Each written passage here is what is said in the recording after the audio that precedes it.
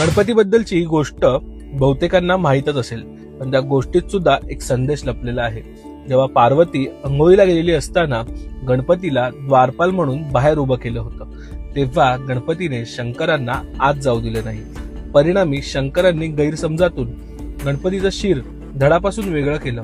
ही गोष्ट आपल्याला हे शिकवते की काही चांगल्या लोकांचा हेतू चांगला असून सुद्धा त्यांना कठीण परिस्थितीचा सामना करावा लागतो.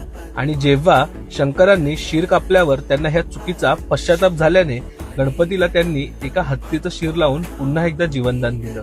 या आधी कधीही असं घडलं नव्हतं, तरी सुद्धा गणपतीने या गोष्टीला स्वीकारलं.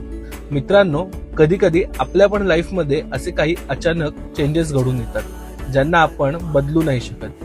तेव्हा आपल्याला सुद्धा गणपतीसारखं त्या गोष्टींना स्वीकारून जीवनात पुढे चालत राहता आलं पाहिजे.